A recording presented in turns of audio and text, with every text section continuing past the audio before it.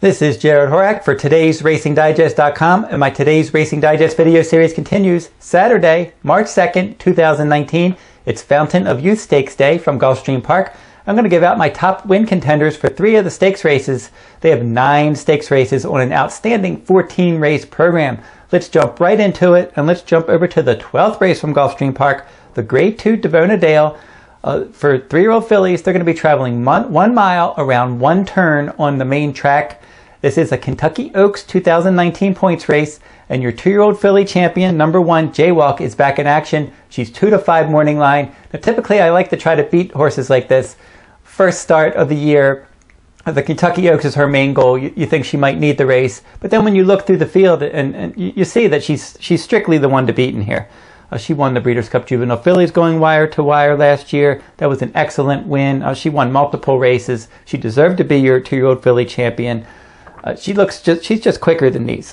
In her last 2 races, she earned a 138 and a 147 final rating. Those are strong numbers for today's Racing Digest, and none of the other horses have been able to run that fast. So I don't think she's in peak form coming off of a layoff, but I think she's definitely ready to run well enough to win this one. Not a lot of speed. I think she's going to be forwardly placed, and she's not going to offer much value, but she's the one to beat.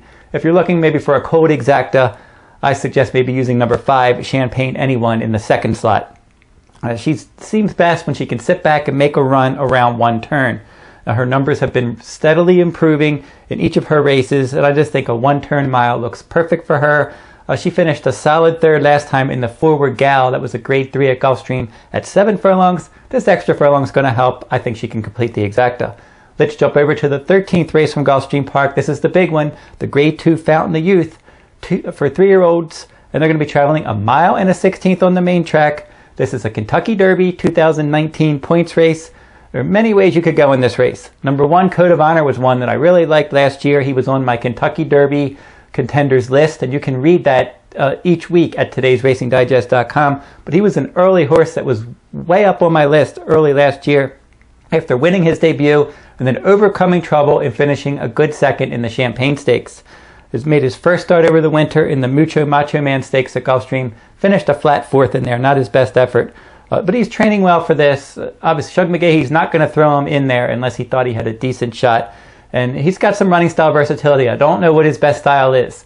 His win was wire to wire. In his 2nd start in the Champagne, he stumbled at the start, and then he tracked the pace last time. So there's some other horses with speed, but if he can sit down behind the speed horses saving ground, maybe he's a bit interesting. Number 6, Signalman, 9 to 2 morning line. He earned some Kentucky Derby points last year in 3 route races, in the Breeders' Futurity Stakes, the Breeders' Cup Juvenile, and the Kentucky Jockey Club Stakes, and he won that one on a wet track.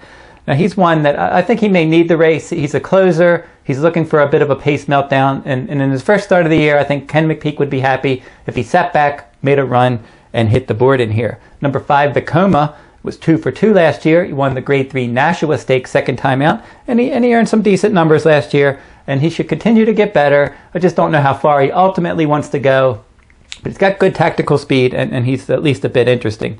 Your morning line favorite is Hidden Scroll. He's number 7, and he's 9 to 5 morning line.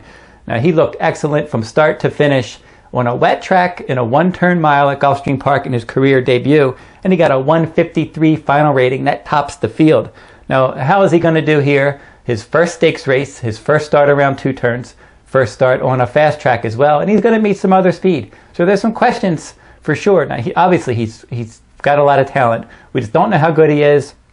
We're going to find out if he's either going to be the next Justify or if he's just not quite ready for prime time. This is a good spot to find that out.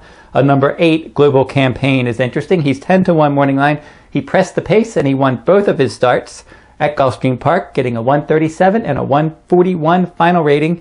This is a tough spot, but he's got a nice pedigree. He's got some tactical speed. He should sit a decent trip. But I'm going to go with number 4, Bourbon War. He's 10 to 1 morning line, and he's going to be rallying from off the pace, and the pace should be lively. I like that post position, drawn right towards the inside in number 4. He gets pace to chase. In his last win at Gulfstream Park at this 1 mile and a 16th distance against Optional Claiming Company on January 18th, he got a 150 final rating, and he finished up strong in 32 seconds for his last fraction.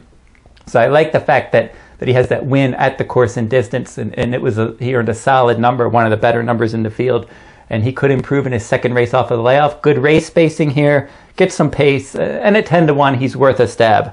Let's jump over to Gulfstream Park race 14, the grade 2 Mac the Armada, a mile and 3/8 on the turf course in this race, and your favorite is going to be number 11 Channel Maker. This one's 9 to 5 morning line. He wasn't able to get up into a forward position last time. If you look at his form last year, when he was able to get close to the pace, either on or near the lead, he ran some good races.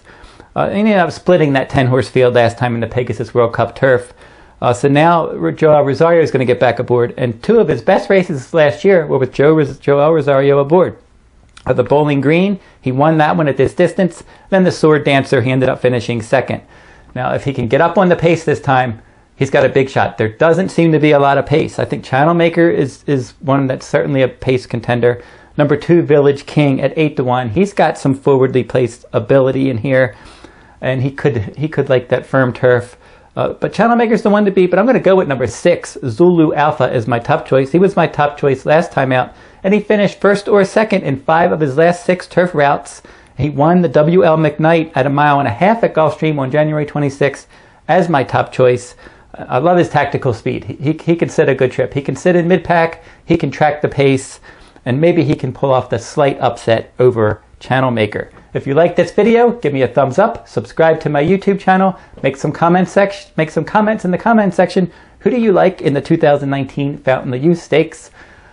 If you're interested in my full card analysis, you can find that each and every day from Santa Anita Park at todaysracingdigest.com. If you're interested in this complete digest, Fountain of Youth Day, all 14 races, 9 stakes races, you can find that at todaysracingdigest.com, packed complete with information, analysis, Today's Racing Digest speed figures, and much, much more. You can find that at todaysracingdigest.com. That will wrap up this week's video. We'll be back next week with another stakes race from around the country.